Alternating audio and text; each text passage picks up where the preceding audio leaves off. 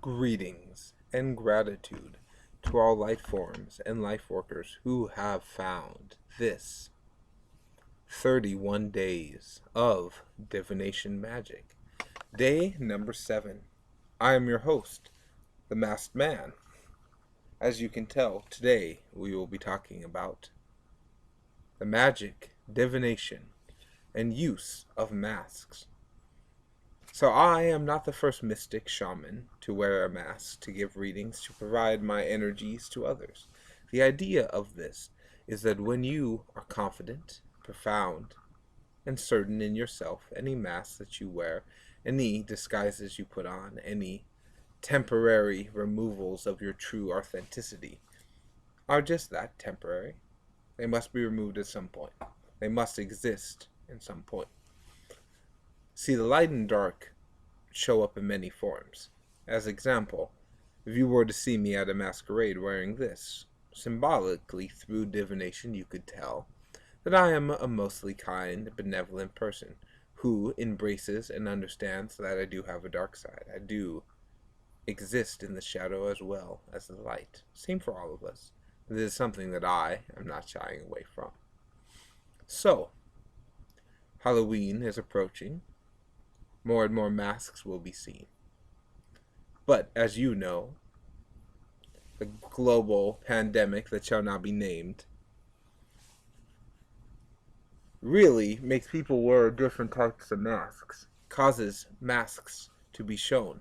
When you see these face coverings, as I call them masks, most of them either just being white or blue, black, other solid colors, they do have meaning, and you can divine from them.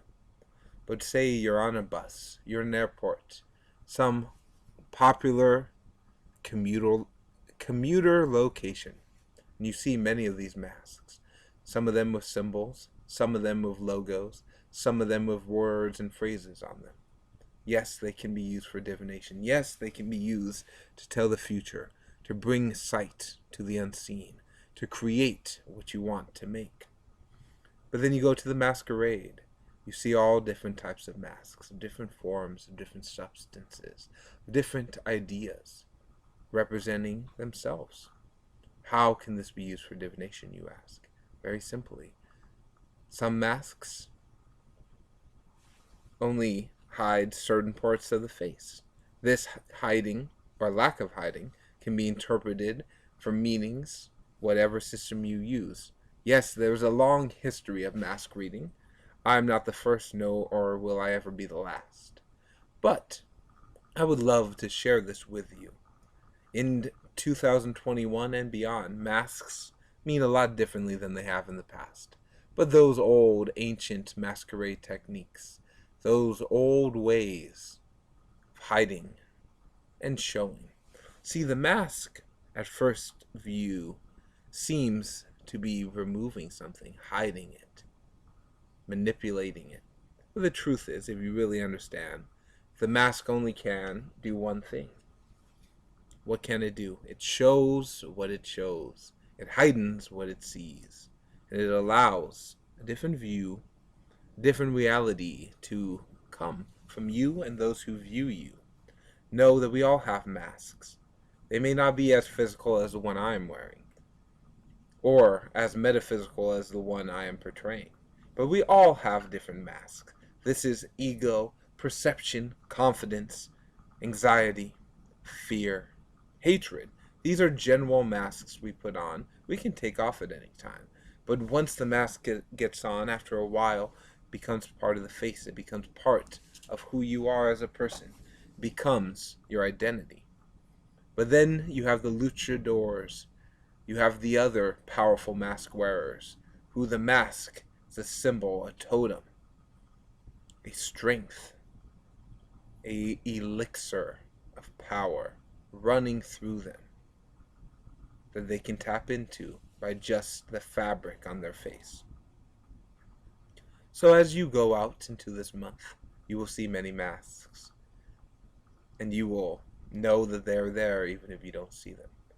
What masks do you have, and how can you find the divination in that?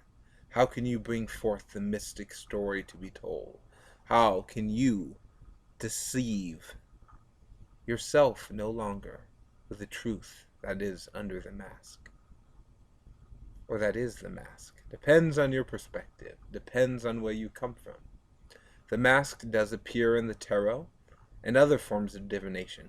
When the mask appears, it has many different meanings. Depends on what it means to you.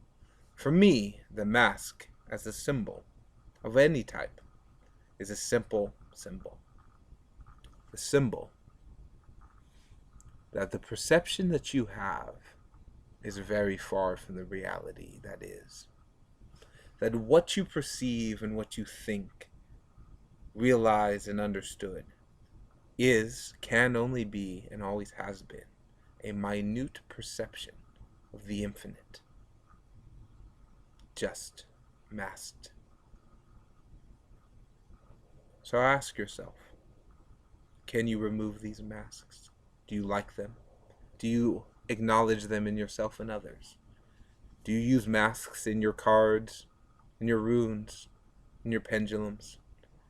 Does the mask appear to you as a common, hateful, or a sad symbol? Or is it empowering? Is it neutral? Or is it somewhere in between? Well, to me, it's all. The mask is that of the king, the queen, and the pauper. They all get invited to the masquerade the same. And when they're wearing the masks, well, it becomes a little more difficult to tell who's who.